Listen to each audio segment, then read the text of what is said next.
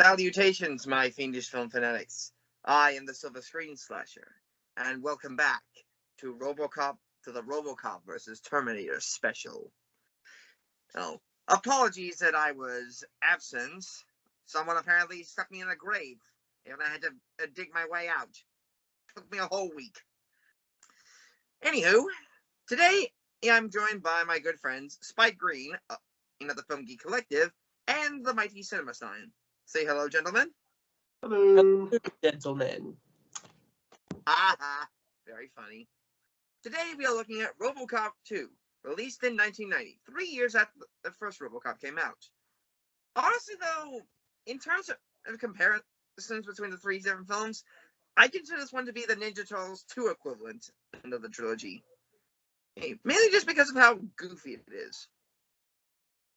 Yeah, it is definitely pretty goofy. I mean, by the way, before we get into the review, it may be an explicit review for language, just in case anyone maybe gets offended by that, and there'll also be spoilers for the entire movie. So if you haven't seen RoboCop 2 and you care about spoilers of the video, if you care about spoilers, if you don't care about spoilers, stay, but we're assuming everyone who is watching this video has seen the movie, and so we don't need to describe full scenes, and you'll know what we mean. All right, let's go. Okay, so the movie opens up in a similar way. The movie opens up in a pretty interesting way. He's showing an attempted car robbery, when all of a sudden the car it clamps down. When the burglar gets into the car, the seat clamps down him and electrocutes him. Turns out this is actually a commercial for a product called Magnavolt, a sort of futuristic security system for your car. Honestly, though, I think just using those shock clamps will wear out the battery in one whole day. But then it was like it never runs out of battery, and the guy who appears, I believe, is John Glover from Smallville. You know what I just realized though about that ad and what I found suspicious about it, and why I don't really think this is a really good idea. Because I'm just saying, what if the car was glitching right one day, and what if the person who actually owned the car, right? This is my little demonstration. All right, good old day at work. Now I'm just gonna get in my car and like, what if the person who owned the car accidentally got electrocuted? You know, somehow I don't see this going as well to plan. So, yeah. Here's the thing. All the technology in RoboCop is morally questionable at best. RoboCop himself, and then you have the car, and then you have this and that. And all the ads, including that one at the beginning, are obviously meant to be satirical. I mean, we were talking about the 6,000 Sucks from the previous film's review, of course. Yeah. I believe this is something that Silver almost forgot to mention as well, but this was directed by the same guy who directed Empire Strikes Back. Yes, that's right, people. This giant robotic scrap metal piles of shit, or no, sorry, I wouldn't say piles of shit, but piles of You mean this pile of scrap metal? Of goofiness, as I like to call it as well, was directed by the guy who directed one of the greatest sequels of all time, Empire Strikes Back. Basically, I call it a pile of scrap metal. By the way, May Irvin, I know he died a while ago, but still, May Irvin Kershner, I hope I'm pronouncing that right, but may he rest in peace. Yes, agreed. Rest in peace. And I believe you previously mentioned John Glover was the guy in the commercial. Yeah. You mentioned him as Lionel Luthor from Smallville, but let's not forget, he also voiced the Riddler in Batman the Animated Series. Oh yeah. A little bit of geek trivia there.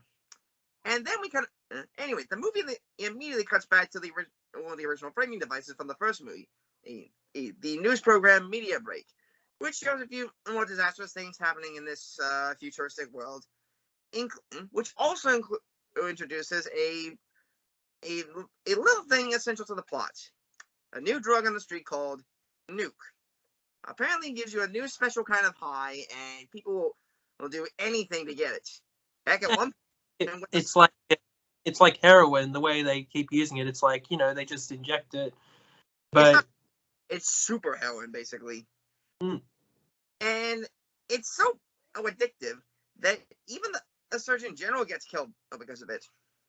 I mean, it's causing lots of deaths, and then, well, the nuke thing is good by itself. But here's the thing: I really, really wanted this whole sequel to not just focus on the whole nuke thing or whatever the hell it was trying to focus on, but the whole thing about the way that it was dealing with, Peter Weller's family, Alex Murphy's family before he became a robot, and then he was trying to claim he was Alex Murphy. He was trying to claim he was a human. That whole thing. And I really think they could have elaborated on that so badly. Like, I would have made the whole thing about that. Yep. But unfortunately, OCP. Right. But unfortunately, the people at OCP are a bunch of scaredy cats and tell our good buddy Murphy, played once again by Peter Weller, to just forget about his family altogether. Which honestly is stupid. It's not just the OCP. Sorry, I haven't said anything about that yet. But when I first saw that scene as well, I thought, is it just me? Or for the first time ever was, I thought RoboCop actually acted like quite a bit of a dick right there. This is pretty much how it goes. His wife comes to visit him and says, "Oh, Murphy, I've missed you so much and everything." But then a few moments later, as soon as she says it, it pretty much goes like this: "Oh, I missed you so much," and then he's just like, "Nope, sorry, I don't know you, bye." And that's it. They don't go anywhere with it. And do you know what's even more pointless about it? In the previous scene, he looked at her like, "God, I miss her so much," but then he's like, "Nope, sorry, don't care about you anymore." And I'm like, I feel like even the point of all that then? I feel like that was the OCP's fault rather than Alex. I feel like Alex was being pressured to act one way. And still, no offense, but as Spike just said before, probably one of the few things that honestly could have made this film even a better sequel, or still just as good as the first one, was that good old character development with his wife. And trying to reconnect with his family and everything. But no, they ditched the idea. Probably even, to me, in my opinion, one of the best things about this movie that was at least going to happen. But they ditch it. Nope. But instead, nope. They just throw the first RoboCop in the bin and retcon that shit to hell, which unfortunately really bugs me. Yeah. As well, it's just this film is just, as we said before, it's not awful, but it's not really the greatest either. Yeah, it's got plenty of goofy moments in it. Let's be honest. Yeah, it's got quite a bit of goofy moments as well. So warning about that, you guys still are possibly thinking of watching it or whatever, or at least people who haven't seen it in a long time and want to watch it again. Just to warn you, just to maybe of course, just to sort of let you guys know that yes, it is quite goofy at times. Yeah. Oh, yeah. I will admit though, the villains in this movie are actually pretty intriguing. I mean, as the saying goes, a hero is only as good as their villain, which does make sense given in the villain of this movie, the new drug lord Kane, played by Tom Noonan, who honestly is kind of like, I guess, basically I consider him to be a combination of Bad Santa and Jesus. Basically, he's an asshole who thinks he's all high and mighty. Yeah. Here are a few of the scenes that I must mention with him, right? First off is actually as well his crew, if you know what I mean. No offense, and of course no offense to younger kids in general, but here's this one of his minions is actually a kid, right? And I'm like, oh god, because even Spike thought of this, but there are just some scenes of him where it's just sort of like, I don't know, kind of goofy and funny. Oh yeah, Hob, played by Gabriel Damon. And speaking of Gabriel Damon's character, Aaron, I believe you had you wanted to mention a scene with that later on in the film that involves the kid and RoboCop having a peaceful interaction that you found. Yes. Well, here's another part before I go on with that peaceful part. No offense, but there's also one part where he's like conducting this sort of like deal meeting, whatever, right? And just the way he's acting in that one scene, for a moment there, he acts like he's maybe in The Godfather or something. Like he's like, "Well, what should it be, boys?" And I'm like, "Oh god, no offense to kids, but wow." But then one of my favorite, probably my only favorite scene with him is really the part where he's really about to die, where he's just in the van, bleeding to death, and RoboCop's just like, "Don't worry, I'll get help." But then he says, "No, don't leave me." And just the way that scene was done, I'm not gonna lie, it's not only to me is it just probably another one of the best like things about this movie, but It almost kind of made me get a bit of a tear out of my eye, actually. Wow. Because what I liked about it as well was, for the first time ever, no offense to the first movie, but I must say they never really showed that much of RoboCop interacting with kids. In fact, barely at all. And well, he was That's known as true. this childhood, to kids, right, as this childhood icon, and just to see him interact with a kid for the first time like that, I'm like, he really is just, That's true. it's just what a great moment. Yeah. Of. Oh, and yeah, I did mention previously how RoboCop are trying to reconnect with his family was retconned. That's not the only dumb shit that got retconned. And one of the most respectful characters to me from the first film, the old man, played once again by Dan O'Harely, has now been retconned into the stereotypical big bad corporate executive who's trying to buy up the whole city just so he can rebuild it. Mm. I mean, there was a whole thing. I mean, in the first one, it was hinted at that he was trying to rebuild old Detroit into a place called Delta City, which never got or even happened. And now he's just a big bad corporate executive trying to buy everything else just so he can make Delta City. I mean, at least the corporate executive in this one, or even the enemy in this one, has appropriately sized arms. if you get my drift. Oh, hardy har har, hilarious. Oh, speaking of, now probably one of my favorite things in a way about this movie is the goofiness in this movie. But good God, first off, here are some of the few favorite moments of mine. This is the very first one I really so badly want to mention.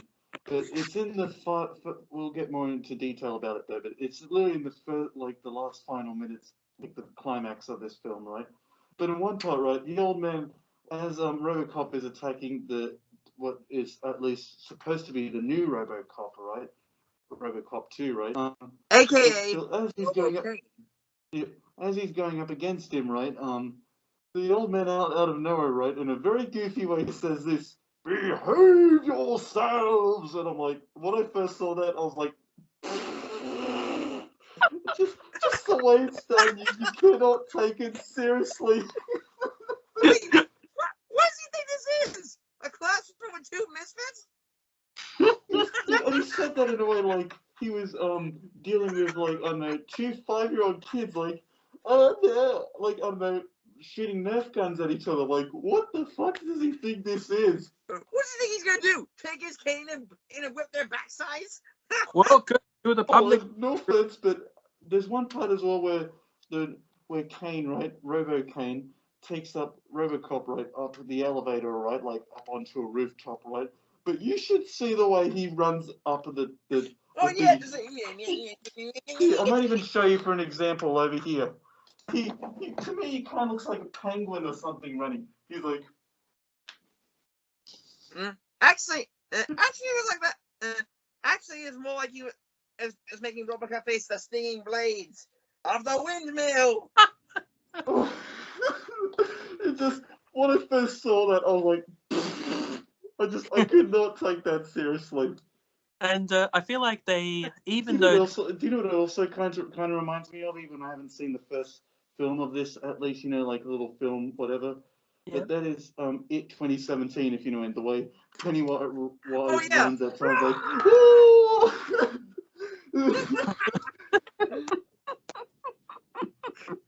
Oh man, well, I do think that in terms of the because the violence was famously controversial and over the top in the first one, but then here it's even though it's not like PG-13 by American standard, it's still R by American standard. But It's a soft R, basically.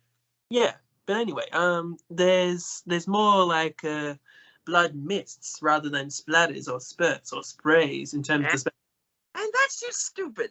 It's like most of the modern action movies today, and adding CGI on them. It's just fucking stupid, man. Oh, I mean, sorry, I forgot for the goofy moments, but another one of my favorite goofy moments was where RoboCop, to me, just starts to act like all weird, if you will, where he says, for example, to Lois, "Oh, your hair looks lovely today, Lois," and he's just, and I'm like, gosh, he's acting like an idiot.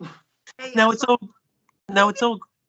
all good to do the right things, but the way RoboCop was reprogrammed to be a goody-goody, I mean, it's just I'm not like it. people who do good are obviously great, you know, but in this context, like RoboCop being programmed to be like overtly really just good and perfect was just so hilarious to me. Like, Yeah. maybe I should explain how exactly that happened, guys. but if they've seen the film, they'll know how it happened. So, anyway, let's. I think that yeah, definitely they decided to go more obvious with the comedy in this one, in the way that you know, RoboCop, you know, he wants people to be nice, and this man's smoking, and he shoots around him for him to drop his cigarette. I think that's exactly like over the top and you know, just overtly comedic in a way that you don't do that regardless, but to do it for such a reason makes I RoboCop. almost forgot, but out of all the goofy scenes in this movie, this one's kind of dark as well. But there's this guy where who I believe had a whole bunch of kids, right, smashing up a store. Oh right? But yeah, he picks up the dead body of the guy, right, and he's like, "Sir, you have the right to remain silent." And I'm like, "What the fuck? What the hell, man? I don't. Can't you tell that he's dead? Like, what the hell?" That is probably not just kind of dark to me, but at the same time, I just find it amazingly sort of at the same time kind of funny and wrong at the same time. Like, what the hell? You know, that scene alone just makes me want to already it makes me want to edit in the scene from The Simpsons where the kid goes, "Stop it! He's already dead." Oh yes. I mean, sadly, we can't edit any of the clips in because copyright reasons, and YouTube's really strict about that. That's true. And yeah. To be fair, though, RoboCop does it in a few good scenes with his partner, Officer Ann Lewis, who is once again played by Nancy Allen. And honestly, I still think that Lewis is one of the best parts about the RoboCop trilogy. Oh yeah, for sure. Unfortunately, that also brings me to one of my most despised characters in this entire franchise, Dr. Juliet Fax, played by Belinda Bauer. Right from the very get-go, I just consider this character to be a straight-up asshole. Sorry, just this character really bugged me. I forgot how much this character bugged me, and going back to watch this movie reminded me how much of a jerk she was. Is it the woman that made that pretended that Kane died and had his brain removed and everything? Yep, she's the dumbass bitch who came up with RoboCane. Oh yeah, sorry. I must say though, yeah, I do see where you're coming from. Sorry, apologies, Spike. It's just I have nothing against female characters in movies. It's just this particular one was especially written stupidly. Well, I mean, she's an evil character. It doesn't matter their gender, obviously. Anyway, moving on. Yeah, she's like she's the Jar Jar Binks of the RoboCop universe, it seems. Yeah, and I think, to be fair though, I think I know one of the main reasons why this character was written so hatefully. It's because one of the co-writers on this film at the time was Frank Miller, who 4 years previously had written one of the most acclaimed graphic novels of all time, The Dark Knight Returns. Speaking of Frank Miller, sorry, just one quick second. He actually also makes a cameo in this film. Really? Yes, he does. You know that scene where Kane is like talking to that scientist in his like little lab thingy in his base? Oh! That was Frank Miller. A bit of trivia: when they're programming the new program directives into the RoboCop, you can actually, if it appears for like a split second, but among the directives are, you know, because Orion are the production company that made the film, and among the directives it says avoid Orion meetings.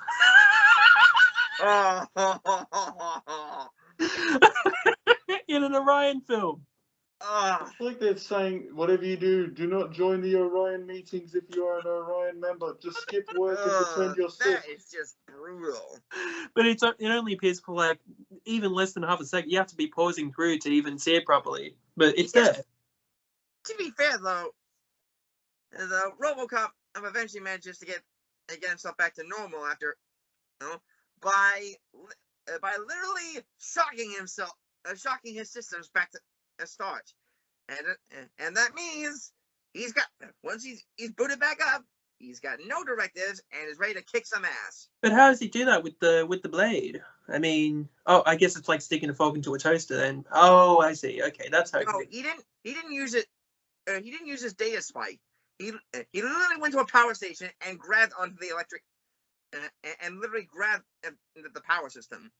Mm. Well, speaking of, another thing I must get to is now the effects. I know it's still stop motion nowadays, at least at times can look a bit dated, but I don't care. I still think it holds up today in this movie. Yeah, especially when it comes to films like Corpse Bride or Frankenweenie.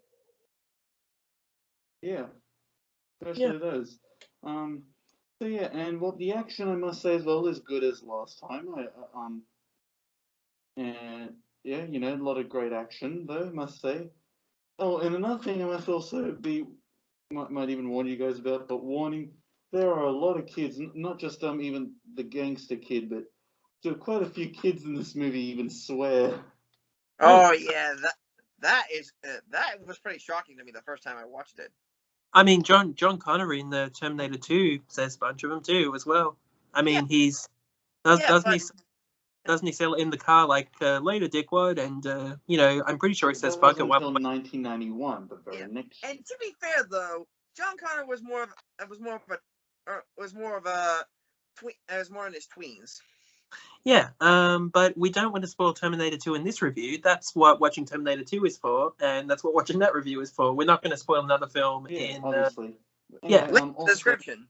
Oh, one last thing as far as Possibly. I'm concerned that I can think of is this scene though, or at least this movie, I must say though, and another thing that I kind of like about it and what I thought it did pretty well at is this movie actually at times has some pretty damn dark scenes. Like one, for example, where they cut up this rookie cop, right? Like they cut him up. Oh yeah, and Kane just forced his hub to watch the corrupt cop getting gutted. Like I thought So if you're wondering if there are some pretty brutal scenes, you guys, in this movie, don't you fucking worry. There are still quite a good amount. Finally, somebody's using their brain. But not as not as much as the first one in terms of gore, but and what you do, there, I guess. I mean, you do see, like, I'm pretty sure he throws his like RoboCop throws the enemy's brain to the ground at the end, and it splatters a bit of blood. So yeah. Although I will admit, earlier when shown that the brain still has eyes as well, that was a little bit silly. It kind of reminded me of that thing in Teenage Mutant Ninja Turtles. Although that thing I must say as well, that brain transplant, I will admit I even thought that got a bit gory. It was sort of like, ooh. Yeah. Although to be fair, I'm just saying, I'm actually a bit squeamish to surgical sort of stuff because I'm not sure about you, but one of my future jobs, I will never be a surgeon. That's for sure. He can never be. My boy. Like basically, CinemaStein, you've told me two things. You generally don't like watching surgeries, and you don't like watching when people's eyes get hurt in movies. Yeah, it's just I don't know. For things that like arms for me or whatever, or just something like that, for example. Yeah, I don't mind. I can take them in. I don't know. Yeah. Whenever it involves like the very insides or whatever at times, or even the eyes, I don't know. I can't look. Yeah. Let me be honest though. Kane's brain in that jar kind of reminded me of some of Zurg's henchmen from the cartoon The Adventures of Buzz Lightyear. Just point that out. Yes. Eventually, though, after a big climactic battle between RoboCop and RoboKane, RoboCop eventually manages to rip Kane's brain out of the machine and just smash it into a squishy pile of blah. Heck, I even think I saw a bit of brain jelly in there. I mean, you definitely see the brain, and yeah, I think there's a blood splatter. I finished watching the film about an hour ago before the review, so yeah. And of course, OCP is going to be taking blame for all this destruction. But luckily, the old man and his right hand man Johnson, played by Felton Perry, fortunately managed to use Dr. Fax as a scapegoat. I mean, after all, she did choose the brain. I feel like the last thing I might give a bit of a fact as well. But during filming, right, of RoboCop 2. Peter Weller was actually pretty uncomfortable in the RoboCop suit. That even I think he even said something like, filming that film was just not a great time for him. Well, let me ask you this. Well, let me ask you this side. How would you feel being stuck in that C-3PO like suit for months on end, just shooting for that film? Well, I mean, two things. First off, it looks like a suit that would be really hard to breathe in, and I don't know, just it looks like a really hard suit even just to move in, and I can't blame Peter Weller for that, I must say. No, we cannot. Jim Carrey went through a similar traumatic experience for playing the Grinch. The yellow contacts that he wore in the Grinch costume, he actually had to go through military training to cope with the pain of it, and yeah, it was really uncomfortable. But it's definitely it's better to have something like something more harmless. Make sure your actors aren't hurting. That's a rule to me.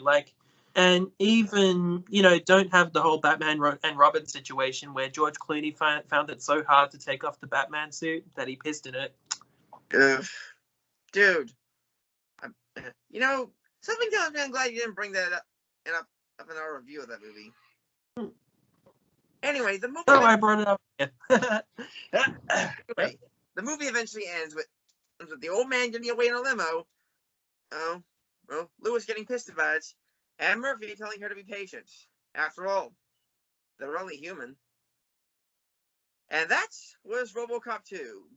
Gonna be honest, not a fun time going back to it, but still enjoyed it. And I will admit, I want more moral RoboCop. That was hilarious. Here are some of my last few opinions on it. But yeah, as I told you before, here, of course, all the things I like about it. I do love some of its dark scenes, though, at times. I feel like it is at least representing a bit of the first RoboCop. But at the same time as well, I do also like what the action is just what is still good as usual from last time. And the effects are pretty decent as well, even still to this day. And of course, Peter Weller's RoboCop is just the same as usual, nothing stupid, or at least a bit every now and then, maybe. Yes, warning though, now all the not so great things about it. The characters at times can be pretty obnoxious and weird, and kind of hard to take seriously. And well, yes, there are some pretty goofy acting and moments in this movie, so be prepared.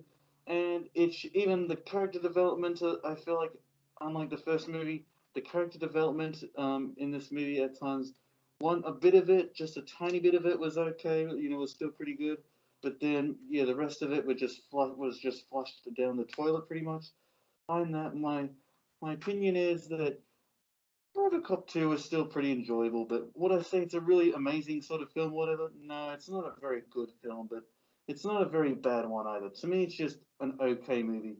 I think I'll rate RoboCop 2 5 out of 10. Still not a great film, but alright. The first movie for me is definitely a bit of a cult classic in terms of, well, it may not have the best writing in the world, sure. but it has decent satire. It has good acting for what they're going for. Clarence Boddicker is in it, and that's fantastic. And he's my favorite villain out of all the two films. Anyway, but yeah, 5 out of 10 for me, because basically RoboCop 2 did not reach its potential for me. It really just, I really, really wanted to see a human drama where RoboCop got to try to reunite with his wife and hopefully have a happy ever after. I mean, and as I said, I flushed down the toilet. They flushed it down the toilet. That idea. Or as I point out, retcon to hell.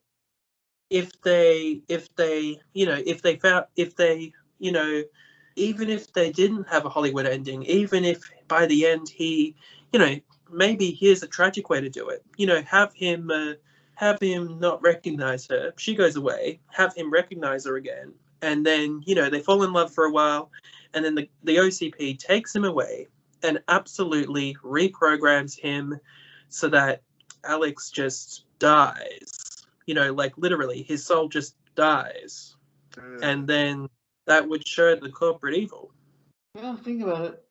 That would have been a better script. Spike Lee just right there just came up with at least a bit of a better like part of the script for this movie. Gosh, I'm no offense, but The I only almost issue feel with like that, if he was around back in those days, he should have literally been the choice for the director of yeah, the but film. here's the thing, though. Well, I was born in 2002. I couldn't have done that in 1989 or whenever they actually wrote that. I'm just saying if Yeah. you were born back in the Not 80s. unless you borrow Doc Brown's DeLorean. Mm. Anywho, RoboCop 2. Honestly, my final thoughts. It's okay. Not gonna sell it short. This movie is not the OG RoboCop, but that doesn't mean it has to. But that doesn't mean it has to follow to its predecessor. This movie should try and be its own thing and not just a shitty sequel. Because of that, I'm gonna give RoboCop 2 a 6 out of 10. And because honestly, it should have tried more. But honestly, this believe it or not, this is not the last time we'll be witnessing machines going rogue. Next time, we're gonna be going to a movie that it came out almost 20 years ago. As we dig into Terminator 3, Rise of the Machines. Now, since I don't have 3 or Salvation, I sadly won't be able to make it for those reviews. However, you will see. Just to warn you about. Hang on. You'll see me again in the Genesis review and the Dark Fate review because I have absolutely no access to 3 or Salvation. What about Yeah. RoboCop 3 If you like review this as well? and remember, if you like this video, like it. And if you want to support this channel even more, please subscribe and make sure to ring the bell for future notifications. Oh, And as always, and also, I'm the Silver Screen Slasher. And a few actually, hold on. A few other things I also have to say as well. Warning, just to let you guys know, just real quickly, if you're wondering where our T2 review is, you actually want to type up a channel called Spike Greene, because yes, Spike Greene also has another channel. But yeah, check that one out to watch our T2 review, and even for this one that we're doing right now. But Yeah, other than that as well, we're getting around a few we'll see you guys later, I guess. Yeah. I've been the Silver Screen Slasher. And I'm remember, CinemaStein. be patient. And I'm Spike Greene. And remember, be patient. After all, we're only human. Bye. Bye. Bye.